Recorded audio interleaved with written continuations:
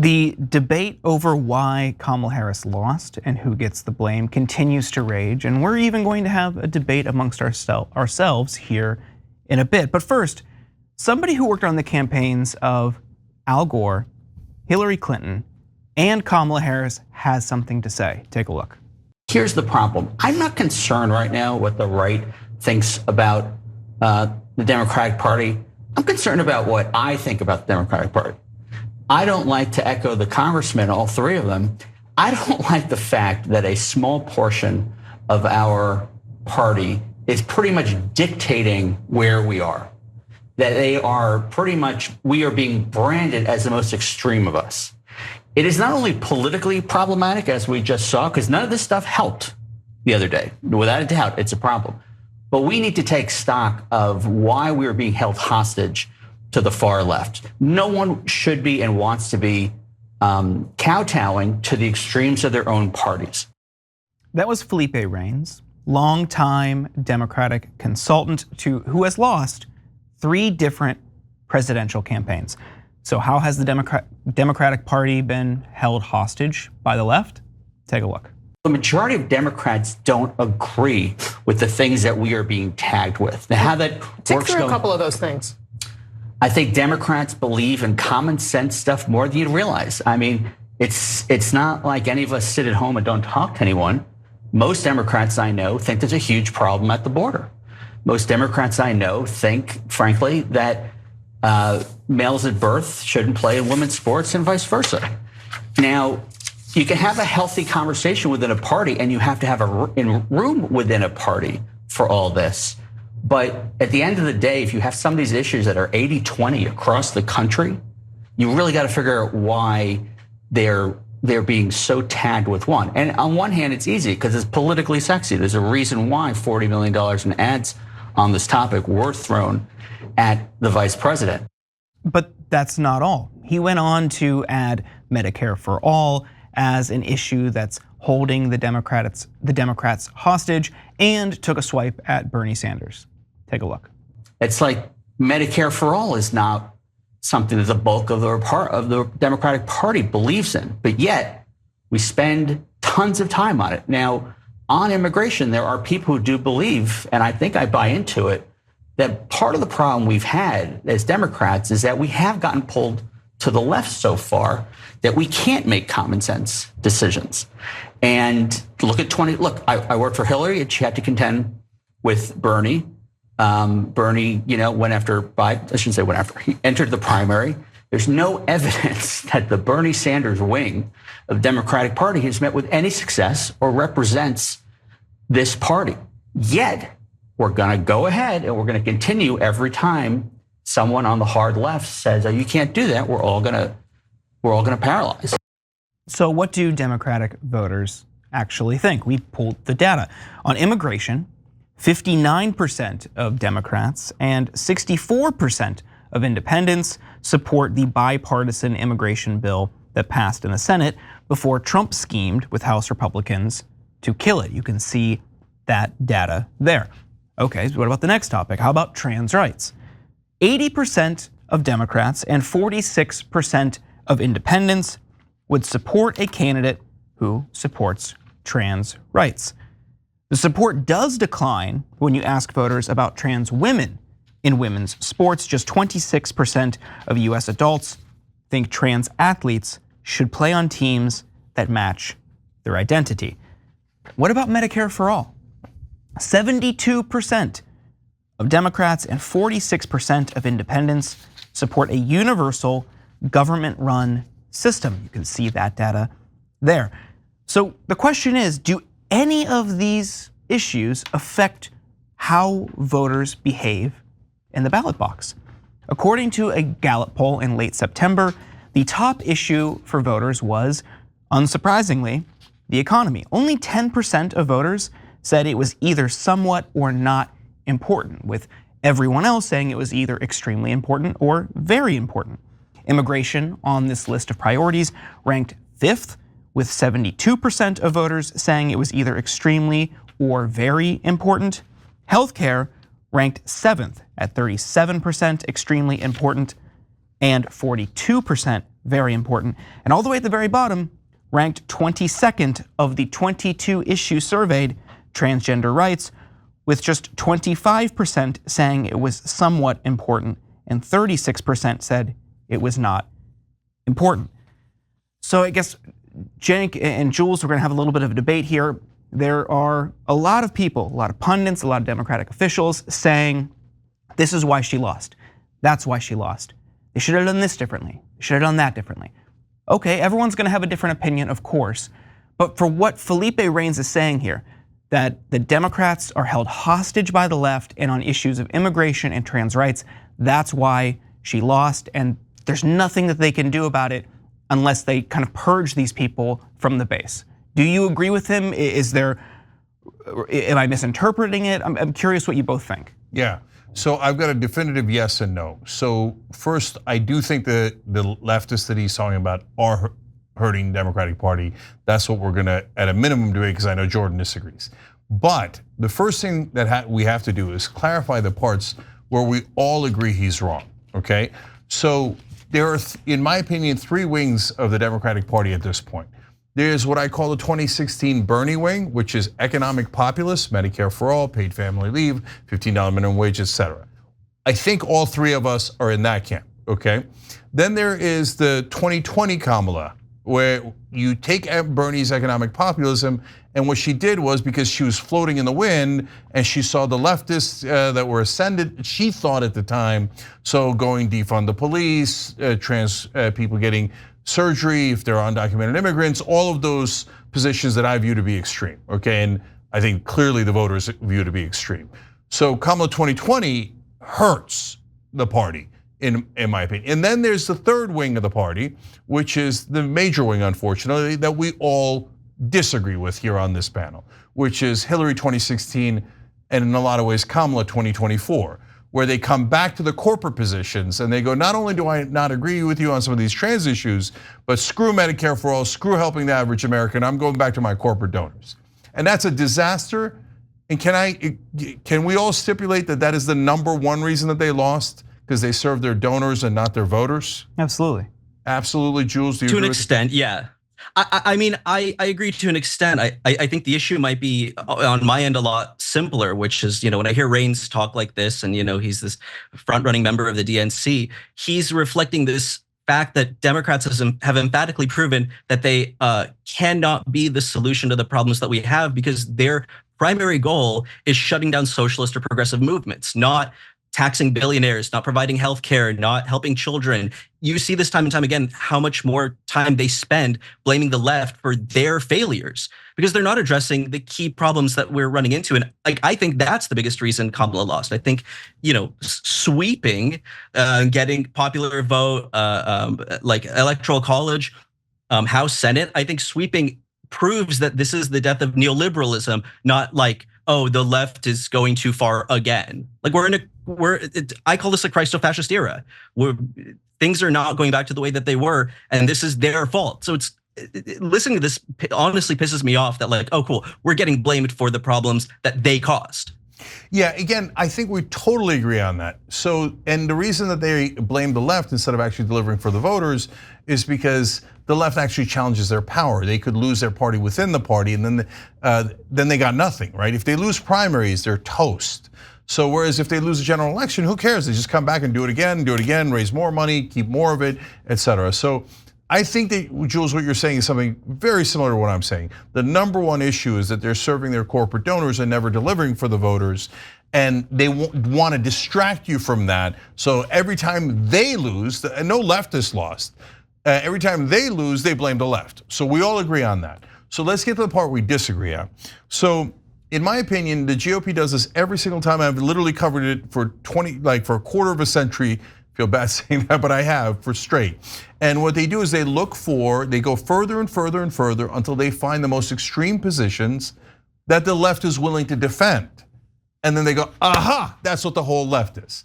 And every time they do that, they'll find some leftists who'll go, I'll fall right into that trap. And I feel like screaming, Admiral Akbar, it's a trap, it's a trap. So one of the things that Jordan just read you is so indicative. what have I been telling you guys? We fight for trans rights. They have complete equality. They get, whether it's healthcare, employment, constitutional rights, you name it. And the American people are on our side and the Democratic Party's on our side, and Jordan just showed that to you. 80% of Democrats agree with that, 52% of all Americans agree with that, even despite all of this overwhelming propaganda against the trans community. But the minute you get the trans people playing in, trans women playing in women's sports, it falls off a cliff, and all of a sudden you're down to 26%, let alone undocumented trans immigrants getting taxpayer-funded surgery. My guess is that polls around 2%. So, and it's not an accident that the Trump team, once they started running that ad, saw great polling out of that ad and ran it again and again and again. And by then it was their number 1 ad, and they'd run it for $40 million worth. So, are you guys saying that that ad didn't hurt and that we should keep going in that direction? I don't know. It's going to be hard to quantify what effect it had, but based on not just that one Gallup poll, but exit polls, other public opinion polls of what people's priorities were, we saw for months in the run-up and in the immediate aftermath, voters were largely motivated by the economy, economic policy, and their material conditions. So I think it might have changed the perception, but I don't think it was what motivated people to either stay home or vote against Harris or vote for Trump. You look at where it ranked on that list. I mean, there was 22 different topics on there, and it was dead last. So why did they run it the most, Jordan? Why did it work the best? I don't even think that it worked the best, because I was just in Arizona and Nevada multiple times over the past couple months, and I saw the ad of her on The View saying there was nothing different that she would do than what Biden did. I saw that way more than the trans ad. And then within that, they just conflated the Biden administration, the 4 years of Biden, with Kamala Harris, and they said we can't afford 4 more years of Kamala Harris. But that was not their number 1 ad. Their number 1 ad was the trans ad, and because it was just polling through the roof. It's also a messaging thing. And here's the thing: the Harris campaign did not have their hands tied. They had 3 times the money. They had $1 billion. They had an ad budget of $700 million. They spent $40 million on that ad. Get out and spend 80, spend 120 on defending your most unpopular position? No, you need a simple message on that, and you shouldn't throw trans people under the bus. You don't just abandon something because it's inconvenient. But that's not throwing trans people under the bus. Yes, it is. Wait, an undocumented immigrant comes into the country and says, "I demand knee surgery." That's not her policy. But brother, you just got here. What are you demanding surgery from me for? That is such an outlier. It's not even her policy. It wasn't in her platform. It was Except something it from was her policy in 4 years ago. She mentioned it at an event. It wasn't in part of her platform. All right, so let's go to Jules. Well, Cenk, I think what you're doing, and I love you, but I think you're falling for a massive trap that Republicans never fall for, which is, like you said, they set up this domino of this tiny issue that rounds down to 0 and say this is the biggest issue of the election. And Democrats, not like leftists, but Democrats will jump in and say well, actually, here's the stats about this. So actually, we don't agree with let's say trans women in sports. But that's not what when Republicans do heinous stuff. The Republicans just say, yeah, who cares? We're not even going to talk about it. Democrats insist on having the conversation about stuff that essentially doesn't happen or happens in such a small way as to be useless or ineffective to the larger story. And Democrats will jump onto it in an effort to demonize leftists and secure their own position. And that's really frustrating. It's crazy to me that trans women in sports is a massive issue when, again, the percentage of people that this affects literally rounds down to 0, where stuff that actually matters and stuff that Republicans are doing is hand waved away with nothing, and it doesn't become part of the conversation. Nobody says, hey, we should talk about that. You guys are not addressing what I'm saying. So when I go on right-wing shows, I tell them, look, I'm for 100% equality and justice. That's the most American thing you could be. Trans people should have all the rights that anybody else has. And guys, this affects about 7 people in the country. You're trying to pretend that this is the most important issue. This is the least important issue, the smallest issue there is, and you're doing it to drive a wedge between us. And in fact, Dan Holloway, bless his heart on Drinking Bros, a right-winger, was like, you're right. That's why they call it a wedge issue, because it's supposed to drive a wedge between us. That's the right way to handle it. And so I think we all agree on that. But then you guys are saying, no, dig in when they find the most unpopular position and defend it until you lose. Why? Why would you defend a position that is deeply, deeply unpopular? No one's saying dig in, but don't abandon members of your community. It's the right thing to do to stand up. But who's for them. abandoning them? Harris did. How? The last couple weeks of the campaign, she distanced herself from trans issues, from trans rights, because. But what trans rights, Jordan? Which trans rights? They do not have the right to demand free surgery when they come here as undocumented immigrants. Who is doing that? That was literally Kamala Harris's position in 2020. It was a hypothetical. It was a hypothetical. But no, that. But who is doing it? Is it happening at scale? It's not even hypothetical. How much money are we actually spending on that? Jordan, it was actually policy under Trump too. It's not a hypothetical. It was policy, and Trump even continued it. You could have fought back that way, but guys, and even if Kamala Harris did or did not defend it, you guys are defending it. It's the leftists who are saying this is the hill we're going to die on. Well, that's really ridiculous. No, we're saying it didn't feels cost like her we're the being election. dragged onto that hill. He is saying that when cost her the election. Look, guys, here's how the progression goes. So they go, okay, we hate gay people. Oh, that didn't work. Back in 2004, they go, okay, well, we hate gay marriage. Oh, that did work. Okay. Now at the time, I go, wait, are we talking about constitutional rights? Are we talking about fundamental human rights? Okay, I know it's not a winning issue for us, but I'm gonna fight on that, and I believe in gay marriage, but I could make an effective case for it. I could convince people of it, and we did. We fought and fought and fought, and we convinced people, right? So then they go, nowadays, they come back and they go, okay, well, attacking gay people is not working anymore, so let's attack trans people. It's so transparent what they're doing. And by the way, I would love for a Democratic politician to say what I'm saying now. Do you see how they're trying to drive hate towards trans people? Okay, so they attack the core of their rights, it doesn't work. Then if you remember in the beginning, Trump said they shouldn't be in the military, and that didn't work. And we're defending, because that is core rights, right? Willing to die for our country? Are you kidding me? Of course we defend. They're weirdos that attack people in bathrooms. No, that's mainly straight guys, let's be honest, okay? So we defend and it doesn't work. Then they get to, they should be able to play in the WNBA and Olympics, etc. And I go, well, I think that's up to the WNBA and that's up to the Olympics, and I'm not sure that I agree with that. And let alone the fact that I know that's a super unpopular position, and it is not a core right to play in the WNBA. It just isn't. But every other leftist goes, nope, Cenk, you're a fascist, and you're agreeing with the right wing. We love this issue, and of course they should. We're gonna defend this 200%. And then we got smeared. So you guys made a giant mistake. No. I think most leftists want to talk about the economy. I think most leftists want to talk about workers' rights and free healthcare and affordable housing. But there are these fringe issues that are brought to the forefront by Democrats who want to say what you're saying in order to distract from those issues, because they can't defend those issues. They can take this like little wedge issue and say like, well, we don't agree with trans women in sports. We don't agree with, and if you defend it, then you're being crazy. But not to do an impression of you, Cenk. But there is this lack of conversation about the things that Democrats are not doing, and I genuinely think that even having these conversations to this degree, instead of hand waving them away as being like, you know what, these are fringe issues, and we can deal with them as fringe issues and not as the main issue of the campaign. But Jules, I think that is something that. Go ahead. So Jules, let me agree with you, but then challenge you. The part I'm agreeing with you on is when Philip Raines says, oh, trans undocumented, again, not just trans rights, but trans undocumented immigrants asking for taxpayer-funded surgery, and then he goes, same thing as Medicare for all. No, not the same thing. Medicare for all polls at 72%. And yes, these corporate Democrats are trying to distract you from that. We all agree to that. But the Democrats didn't bring up that issue. The Republicans, the right wing brought up that issue. So, but when I say, hey, guys, let's get past this issue, this is not a winning issue, and I don't even agree, then all of the leftists online said, no, we love this issue. We're gonna fight on this issue. Democrats have the mic. What? Democrats have the mic.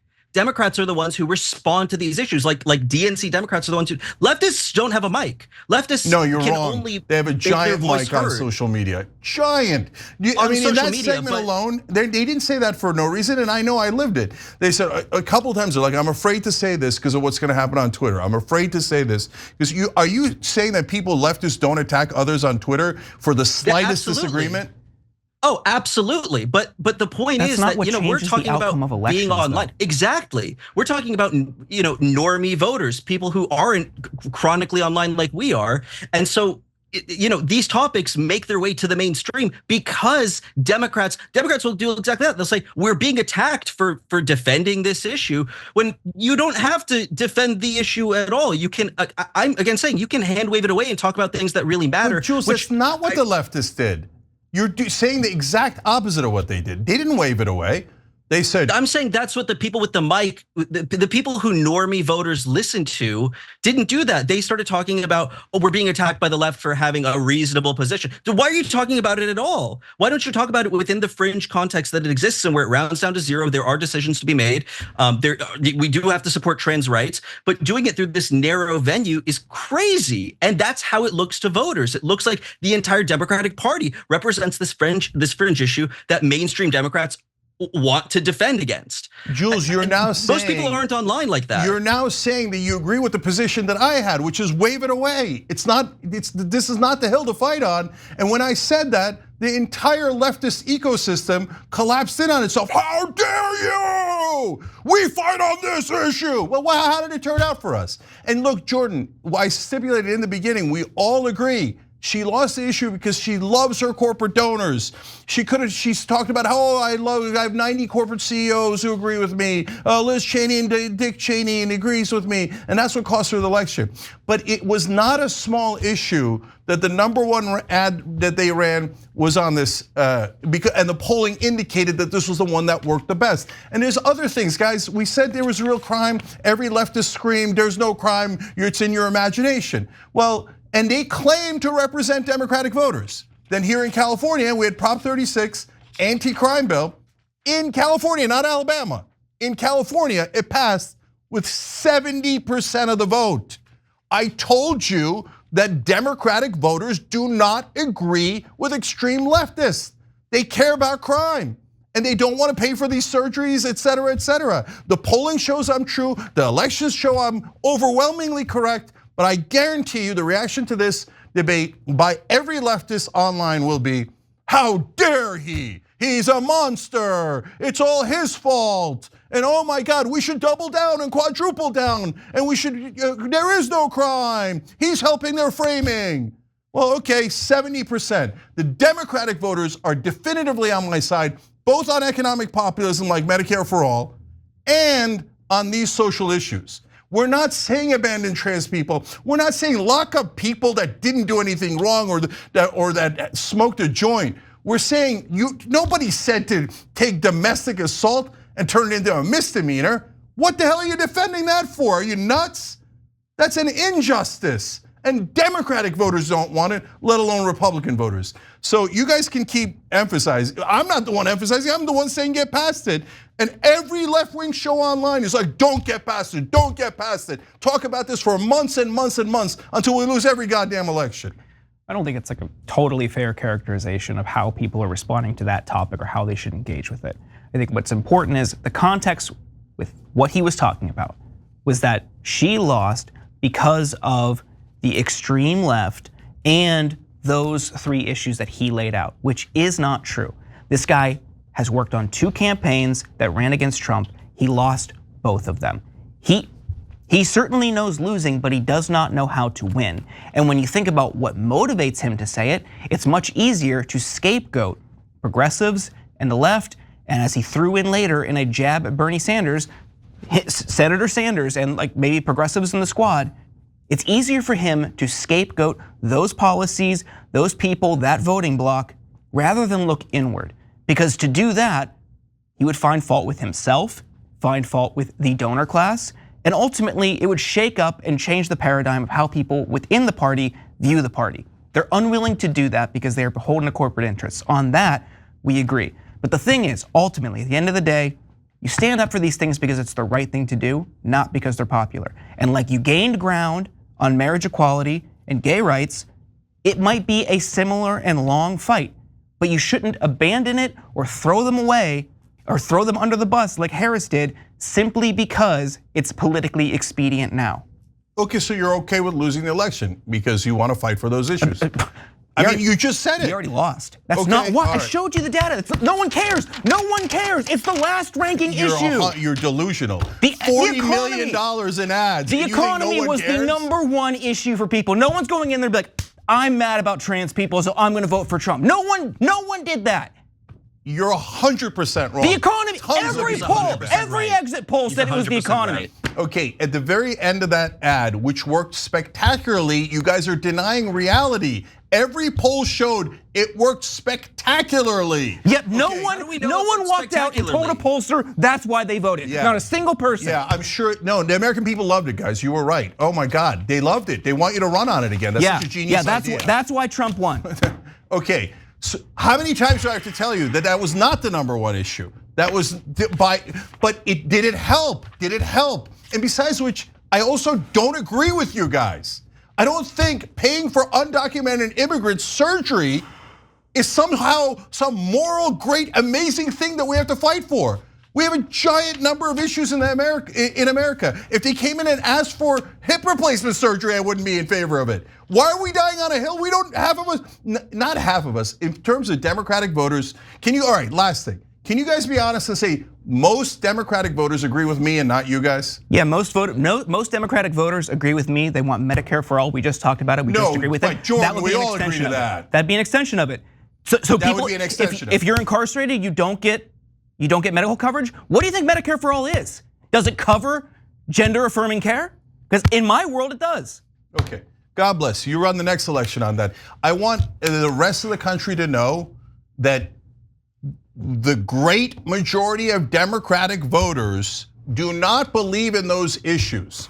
They believe in protecting everyone's constitutional rights, but they don't agree with these fringe issues. And here we are making the same exact mistake where you guys are defending something that is indefensible, and whether it, like, you're falling back on this simple thing of like, it's not the #1 issue, so it didn't hurt. No, that is not a logical connection. It doesn't have to be the #1 issue for it to hurt our chances of winning.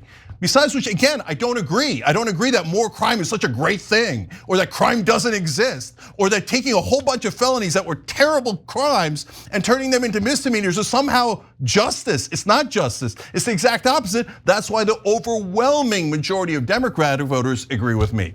But what we do on the Young Turks, guys, and the most important part of this entire conversation is, did we not know this was going to be a debate? We did. That's why we said it in the beginning. But we have these conversations no matter who you agree with. We air out these opinions and then you get to make up your mind. I love that Jordan and Jules passionately defend their position, and that's how we do it on the Young Turks. We'll be back. Thanks for watching the Young Turks. Really appreciate it. Another way to show support is through YouTube memberships. You'll get to interact with us more. There's live chat emojis, badges.